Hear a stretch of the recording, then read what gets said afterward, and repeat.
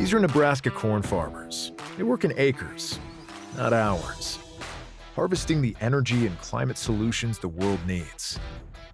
We are proud to stand with you. The success of tomorrow's soy industry depends on the actions we take today. The future is here, and the time to move is now. Market Journal, Television for Agricultural Business Decisions, is a presentation of the University of Nebraska-Lincoln's Institute of Agriculture and Natural Resources, in partnership with the Nebraska Rural Radio Association. Promotional support provided by the Nebraska Farmer Magazine, and partial funding provided by the Nebraska Soybean Board and the Nebraska Corn Board.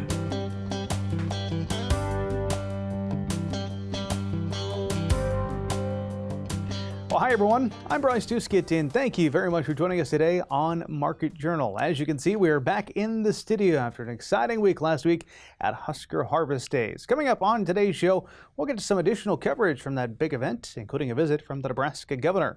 We'll also get an update when it comes to the latest discussions on the Farm Bill with a man in the know, that is Nebraska Extension's Brad Lubben. Plus, we'll check in on what's happening in the grain markets, and as always, Eric Hunt is standing by with a look at what's ahead in the world of weather. All that is coming up straight ahead, but first, let's get it started with an in-the-field update. And this week, we're traveling out to Central Nebraska. Thanks to some timely rains during the growing season, fields are thriving in this region of the state. For decades, Adams Land & Cattle has been finishing and backgrounding cattle in Broken Bow and beyond, supported by a vast network. We're Adams Land & Cattle here in Broken Bow, Nebraska. This facility here, we have 85,000 head feedlot. We have another 8,000 head feedlot here in Broken Bow. Locally owned cattle feeder here in Central Nebraska. And feeding 85,000 head of cattle in one location is no small task. Abram Babcock, president of Adams Land & Cattle, explains how they meet those demands by sourcing feed from their own land and working with local farmers who contract their corn. Yeah, the silage operation, we grow all of the silage on our farm ground, about 6,000 acres. We can grow about 2/3 of our roughage needs on our ground. So we're everything is about a week behind, I'd say, in general, whether that be silage or high moisture corn. So, we'll be wrapping up silage over the next 10 days, and then we have high moisture corn just starting to come in. All of that, we contract with local producers, elevators. We probably do business with right about 200 local farmers that we contract that high moisture corn throughout the year. As mid-September rolls in, the high moisture corn harvest is just getting started, and the feed pile at their main yard is set to grow significantly. Yeah, so at the end of the day, this pile behind us that's just now being built will be about 8 to 9 million bushels by the time we're done with it 1st of November. While area crop producers face their share of challenges this season, in general, they are seeing some solid results. Yeah, in general, weather was good. We had a lot of hail across the area that impacted some people. That's some of the stuff that's coming in early, was probably some acres that were impacted by the hail. And then now stuff's starting to dry down really fast as we've been hot and windy like we are today over the last 10 days. The fall harvest is a crucial time for all livestock operations as they work hard to secure enough feed for the year ahead. Yeah, so our other two and main ingredients would be corn stalks that we have buy from local farmers that have ground and delivered in here. Our other thing would be wet distillers. We feed a lot of wet distillers. Majority of our wet distillers here at this lot comes from the Kappa ethanol plant in Ravenna. Reflecting on this summer, Babcock notes it's been a solid few months for the operation. Yeah, it hasn't been too bad. Early in the summer we had a lot of rain. Yeah, in feed yards and rain and mud, that's never ideal. But in general, it's been pretty good weather to be feeding cattle this summer. Earlier this year, Adams Land & Cattle was honored with the 2024 Beef Quality Assurance Feed Yard Award, a testament to their commitment to excellence. BQA provides U.S. beef producers with best practices, blending good husbandry with scientific research. Yeah, BQA is critical. All our business starts with consumer demand, and anything that we can do to solidify that consumer demand and that confidence is huge. And BQA is foundational, I think, to what the beef industry has been able to do. To demonstrate and kind of quantify and qualify what we do on a daily basis to take care of cattle. The harvest season set to continue at Adams Land and Cattle through the early part of November, ensuring a steady feed supply for their cattle operation. Happening last week, Nebraska Governor Jim Pillen appeared alongside Nebraska's Director of Agriculture, Sherri Vinton, and other Nebraska lawmakers. During a Husker Harvest Days visit, they discussed measures signed into law aimed at updating policies when it comes to foreign land ownership.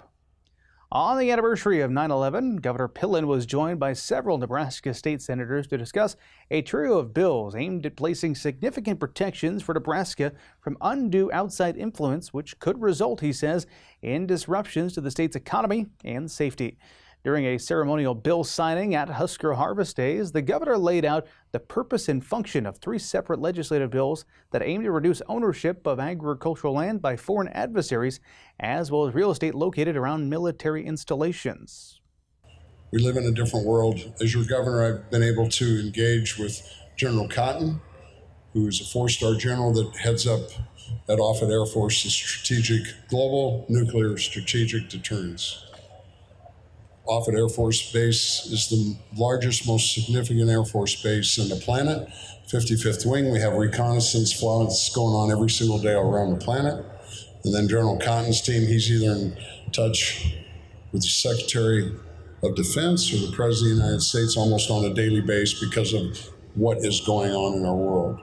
And so the folks behind us played a pivotal role in making sure that we recognize foreign adversaries and we recognize the threats to our communities and to our states and to our neighbors. And so we've got a couple bills that have to do with protecting us from our foreign adversaries of China and Iran and North Korea and Russia. During the event, Senator Barry DeKay took the opportunity to explain the purpose and scope of LB 1301, also known as the Foreign-Owned Real Estate National Security Act.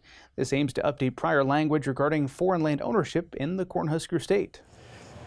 Food and water security are national security, and it is imperative that we as Nebraskans take stock in who owns our land.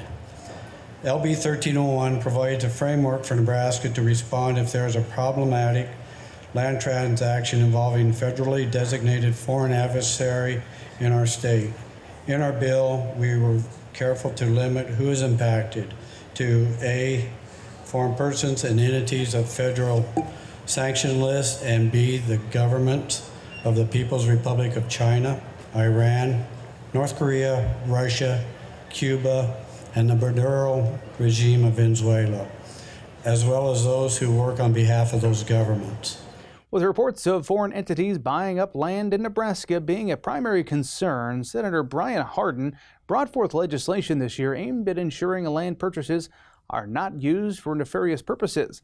LB 1120 requires buyers of real estate near military installations to attest they have no connections to federally identified foreign adversaries. Agreed. We are very thankful. Not only did I have help from all of these folks, but other senators in the legislature, as well as our clandestine folks from Department of Homeland Security and the FBI, as well as OSI. And so working together with all of those different entities, we put together LB 1120. And LB 1120 says that if you are close to one of these sensitive military sites, by the way, our area is where the ICBMs are located. And in a nutshell, we believe that that attracts all of our worst enemies. In fact, within the last 2 months, there was a North Korean spy ring as well as a Chinese spy ring shut down inside Cheyenne, Wyoming.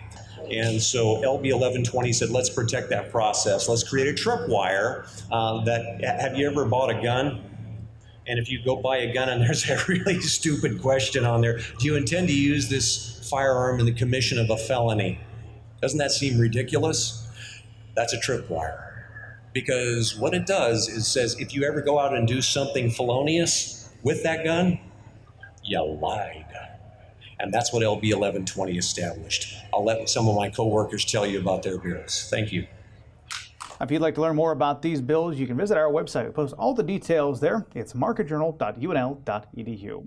Up next, let's shift our attention over to the grain markets, and joining us on the Market Journal desk is Jeff Peterson. Good to see you, sir. Oh, it's always great to be here, Bryce. Let's talk about a question that's been circulating this week. Is the harvest low in place? As a lot of corn is starting to come out, let's start on the corn front. Your thoughts there, Jeff? You know, what's always interesting this time of year, once we get past that September WASDE report, we've had a chance for them to get out in the fields. You know, they went out and they set up about 3,000 plots between corn and beans and got their in-field observations. And I kind of breathed a sigh of relief when we got that 183.6 and the 53.2 in the yields, even though that was up a half bushel on the corn. But I think since it wasn't higher, I think that means that we do and have seen the lows on both corn and beans. Now, what could be the exception to that is that if for some reason, as the combines get into the field, they ultimately end up finding some bigger yields, and obviously that isn't the case. But I think what we're going to find, though, as they get out there and as they start working in these fields, start pulling in some of this crop, it's going to be a good crop, but because of those dry conditions we had, I think what it ended up doing is it shortened up the fill just a little bit, going to hurt the test weight a little bit. I think it also ended up impacting the fill in those soybeans too, Bryce. Okay, let's talk about something else that's getting the attention this week. As you and I are recording here on Wednesday, Federal Reserve came out. They're lowering interest rates for the first time in 4 years. How will that news impact the agriculture industry? Yeah, so what it looks like, you know, they chose to go with the half-point cut on the interest rates as opposed to the quarter, is what a lot of people were thinking, maybe quarter, but sentiment this morning looked like it was going to be a half-point cut. Overall, that'll be positive for the grain markets overall, and the reason it'll be positive, it's not a lot, it just gives us a nice little tailwind behind us, but is because it should cause us to see a further reduction in the U.S. dollar index. But as we dig a little bit deeper into that U.S. dollar index, so what we have to realize is that that's very heavily weighted to the euro, and really we have to look and say, wait a minute, how does the U.S. dollar now stack up against Brazilian real? How is it also stacking up against China's currency? That'll give us a true test, but as a general rule, we'd say by cutting that rate, that'll reduce the U.S. dollar index further, which should help boost exports, all other things being equal. Okay, well, on that topic of boosting exports, I want to bring up demand for both corn and soybeans. How does that picture look right now? Yeah, so, you know, we watch this time of year very, very critically, and we're seeing, so let's start first on that export side and talk about that. You know, what we're finding is that the export inspection numbers that came out this past Monday, you know, really we're down a little bit from last week, but one way we assess that is we put a little pace analysis. Where do we think we're at right now versus where we've been in the past, and where does that make it that we end up? And all the indications be with that calculations that the corn export numbers are still on pace to hit what USDA believes. Over on the bean side, beans are a little bit off though. They had a decent week of export inspections, but overall they're off about 14 million bushels, and that would have been 7 million bushels of which they'd have been off the prior week. Now, as we look into that, I wouldn't get too concerned yet. We think that right now, U.S. soybeans, you know, they're the cheapest in the world right now, so we're kind of the driver's seat. So as long as China needs beans, which we do believe that's going to help us. The one thing that's throwing a little bit of cold water on that, though, is the fact we're still having some problems out there with the Mississippi River. You know, when we ended up having Hurricane Francine came in, that did help bring up the levels a little bit on the Mississippi, but you know, we're still setting very closely at about 6 feet below low. Now that's nowhere near as low as we were last year. Last year it got all the way down to about 12 feet below low. What that's doing though is that's hurting our competitiveness on beans a little bit, only because we're not able to put as many soybeans on the barges, and on top of that, they're not able to put as many barges in tows, but I still think we'll come around. One other thing that's got the market's attention is the NAPO crush numbers were out this last week, came in a little bit over 158 million bushels crushed for the month. Trade is looking for 171. I think that's a temporary glitch. I think going forward, the plants ended up taking some extended downtime, so going forward, I think we'll see record month-over-month crush going forward, Bryce. Margins have to be pretty good on that front right now. Yeah, margins are improving there. Definitely. They've got pulled back a little bit, and I think going forward here we'll see some good margins. Okay, want to get to a viewer question. Jeff wrote in. Jeff had a question for Jeff. How about that? He asked, what has more potential going high over the next few months? Is it corn or soybeans? Well, the first way we kind of attack that is we dig in and take a look at those stocks-to-use ratios.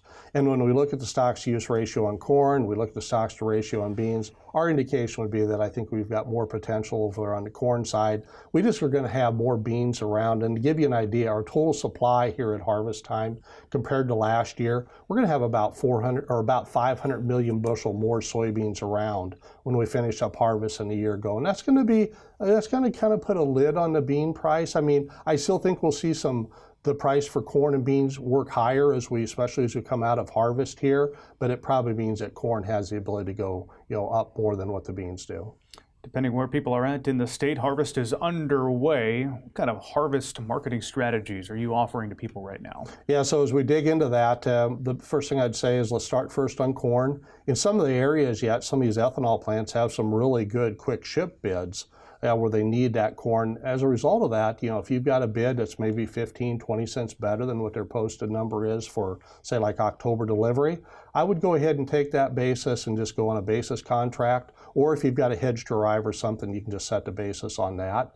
In other situations, though, what we think is going to happen is that we think those quick ship bids, as we get a little more corn coming in, will back away. But then once everybody switches over to beans, then I think we'll see the corn basis improve a little bit. If you've got unsold bushels that you have to take to town, though, I think I would go the delayed pricing route. And then over on soybeans, I think I'd go ahead and go delayed pricing there. I don't really want to see us selling cash bushels here, Bryce. So things to think about for sure. Jeff, final thoughts from you. What else do you want to share with us? Yeah, I'd say the big thing right now, just really wrap your mind around where's your break-even costs. Focus very closely on if you're going to have to generate some cash. A couple ways that you can do that here at the harvest time would be, don't forget about those FSA loans that you can take on those bushels that are in the bin. That can be taken as loan or as income. And then in addition, if you need to generate some cash on bushels that are going into town, you can always go the basis contract and get an advance on some of those bushels as opposed to selling those bushels. Now, coming up next week on the show, we'll be joined by Central Valley Ag's Luke Beckman. As always, we encourage your questions here on the show. You heard me ask Jeff one of them. Go ahead and email that into us, and I'll pass that right along next week. Nebraska is not just a corn state, we're also a popcorn state. In fact, Nebraska is one of the leaders in producing America's favorite snack. That is why research at the University of Nebraska's West Central Research Extension and Education Center in North Platte is so important. They're helping producers find best practices for popcorn when it comes to pest, nutrient, and water management. You can find all the details about this popcorn production research in the September issue of the Nebraska Farmer. It is that time now where we check in with Nebraska Extension and Market Journal Chief Meteorologist Eric Hunt. Eric, producers across the states, as we learn, hitting the fields in some places while others still gearing up to do the same thing. How are things looking as we turn to the week ahead? Well, thanks, Bryce. Any harvest plans in the next few days are going to be delayed because of precipitation that's coming into the forecast. Compliments of the this long wave trough that's down here in the southwestern U.S. as we're moving into the central plains. They'll bring the dynamics and the moisture necessary for us to get some decent precipitation across most of the state, which we actually really need at this point. The European ensemble actually shows there's a very good chance for an inch of rain across pretty much the entire southeastern half of the state, with reasonable chance of an inch of rain out to about Broken Bow and North Platte, much less so as you get toward the northwestern portion of the state, which is unfortunate because that's probably about the worst drought conditions of the state at this point. In terms of total precipitation amounts, again, we are likely going to see an inch or more pretty much everywhere south and east of Valentine, with the potential for maybe upwards of 2 to 3 inches of rain across portions of east central and southeastern Nebraska. Now, again, this could be a little bit overdone, but I do think we are going to see a pretty good chance of picking up at least an inch or two of rain across a large portion of Nebraska in the next 48 hours, which is very good news. That's very good news because we are seeing things continue to get worse on the drought monitors. We now have 35% of the state in drought. An additional 45% of the state roughly is in abnormal dryness. And without this precipitation, we're going to see more of this yellow turn into browns in the next couple of weeks. So this precipitation is vital to helping improve drought conditions. Currently, we have seen drought come up a little bit further north into southeastern Nebraska, including Lincoln. We're seeing pockets of an increase across portions of northeastern Nebraska, and we saw eastward expansion of drought into more of north central Nebraska, including more of the northwestern Sandhills, and we saw more severe drought into portions of the northwestern Panhandle. After the system comes through early next week, we should actually be relatively cool compared to average. So we've been very warm here across the state the last 7 to 10 days. So it'll be nice to actually get a little break from cooler temperatures, especially on Sunday when a lot of central and western Nebraska may not even get out of the mid-50s. Temperatures should be probably back in the 60s by Monday. And as you get to the northwestern portion of the state, I'm guessing we're going to be back in the 80s by Wednesday, and it'll be relatively warm for the end of the week. As we head toward the end of the week, though, we are looking at ridging being pretty prominent across the north central part of the continent. Against a lot of what we've seen so far in September will be kind of coming back into play. That's going to keep things relatively warm to finish out the month. And I'm also fairly bullish on, or the CPC is fairly bullish. I'm in agreement with the CPC in terms of being pretty dry in our region for the end of the month, and probably going into the first portion of October. So again, it's very critical that we get this rainfall into the state this weekend and early this next week, as we may not have a decent chance for rain like that again anytime soon. In terms of recent precipitation, we did see some pretty good precipitation amounts from O'Neill down into Garfield and Wheeler counties. Some places did see 2 inches of rain on Monday morning. Other pockets of Nebraska picked up some decent precipitation in the last 72 to 96 hours. But unfortunately, a lot of places in the state still have not seen much rain this month, and some places in the state have not seen measurable precipitation yet so far in the month of September. Soil moisture, as a result, is very, very low across a good portion of the central U.S., with a lot of places being below the 10th percentile. Magnitude-wise, this might be a little bit overdone, but suffice to say, it's very dry here across the central Great Plains and the Corn Belt. This is also being reflected by quick dry. These states with the asterisks on them are states where the USDA is projecting record corn yields. We have to kind of wonder, with the dryness here at the end of August, first part of September, if that hasn't maybe dropped down the yields just a little bit in some of these states. Soil temperatures mostly in the mid-70s to low 80s across the state. Very warm for this time of year, part because we just kind of keep hanging on the summer with temperatures Wednesday mostly the 80s to low 90s. Temperature precipitation around the last 7 days. Back to you, Bryce. All right, thank you very much, Eric. We'll pay close attention to that forecast. Finally, today we've got a Crop Talk segment that is focused on ag politics. Producers still waiting to see what's going to be happening and included in the next version of the Farm Bill. While at Husker Harvest Days last week, we spoke with University of Nebraska-Lincoln farm policy expert Brad Lubben to hear his thoughts on this exact topic. Here's our conversation. For those keeping score at home, the Farm Bill is set to expire yet again here at the end of the month. And so here to discuss what is happening in the nation's capital is Nebraska Extension Ag Policy Specialist, Dr. Brad Lubben. Good to see you, sir. Bryce, good to see you. Well, it's like deja vu because last time at Husker Harvest Days we were having a very similar conversation, but as we look at the chips now of how things are lying in D.C., likely looking at another extension, correct? That's right. That's really where we're at again. Last year, the 18 Farm Bill was set to expire. We didn't actually get something done. We ended up with a one-year extension passed later in November. We're facing that same issue again. The extension itself is now set to expire. We're not destined to get anything done in September. We're destined to talk about it again after the election in a lame duck session of Congress when we debate another extension versus maybe finishing the job. Let's try to set the picture up of what's going on. I guess in my mind it's a bit of a logjam because both sides of the aisle in the House and Senate have released their framework and versions of their own bill, but the other side, so to speak, does not like that version. Talk about what you see out there in text right now for a future Farm Bill. Well, if we want to talk about what's actually in print, in text, it's one thing, and that's the House Farm Bill that made its way through committee. Hasn't yet been moved to the floor, so it sits there in a limbo as well. But the House Farm Bill does include some provisions that producers were pushing for, a bit stronger safety net, some changes to reference prices, some improvements or increases in crop insurance support for the supplemental tools, some changes and improvements to the disaster programs. So overall, a bit stronger safety net, some changes on conservation, some changes in other programs, but some changes that agriculture might generally be in favor of. There's also three really big fights in that same bill, and it's a fight over spending. It's a fight over nutrition assistance, the SNAP program, and how much money is spent in that title. It's a fight over the conservation program, not about how much we should spend, about which category it's in and whether it should or shouldn't be restricted to climate practices. And then there's a real fight about what the Secretary has discretion over, what we call the CCC funds, the Commodity Credit Corporation. The Secretary taps into some discretionary authority in those funds that allows them to respond to urgent issues and needs and issues. Some of the emergency assistance, trade assistance back during the Trump administration, all came out of that pool. Well, there's a fight over whether the Secretary should or shouldn't have that much discretion and how much money may or may not be saved if you move it around. Where do you see this going? You kind of referenced not a lot from your crystal ball is going to happen before the election, but after that, maybe some movement on this front? You know, I allude to that the only person that I'm aware of, the only person that's optimistic that a farm bill can really get done is Chairman Thompson. And frankly, maybe that's because he's the only one that actually got something done. On the House side. On the House side. The Senate has not moved language. They have moved a big concept paper. They haven't moved any language. They haven't had any committee markup or discussion. So we're nowhere close to even having something to compare. We're not going to do it here in September. Congress has already got its hands full with just trying to do appropriations to keep government open after the end of the fiscal year. So when you're dealing with basic provisions like that, Farm Bill is going to wait its turn. Maybe it waits until after the election.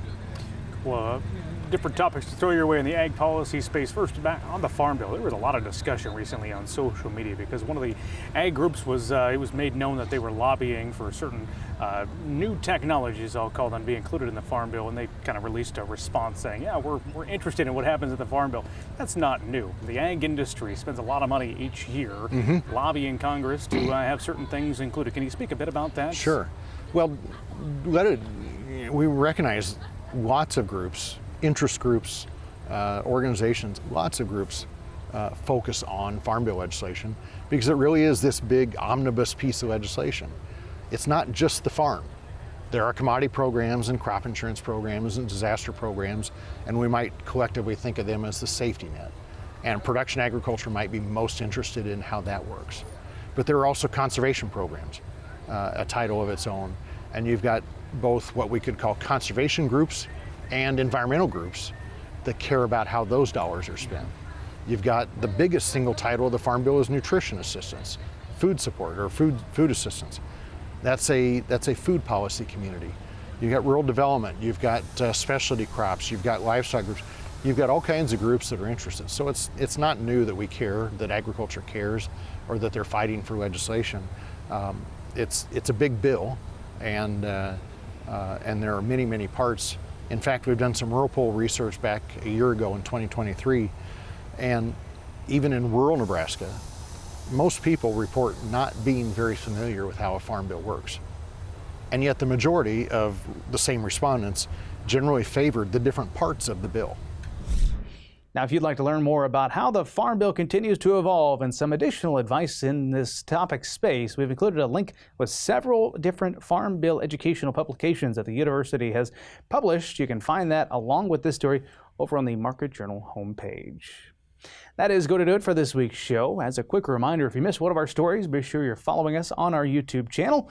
Next week, we'll get an inside look at current research and innovation taking place here at the University of Nebraska-Lincoln and get some tax prep advice. It's almost that time of the year, specifically for cattle producers. We hope to see you back here then.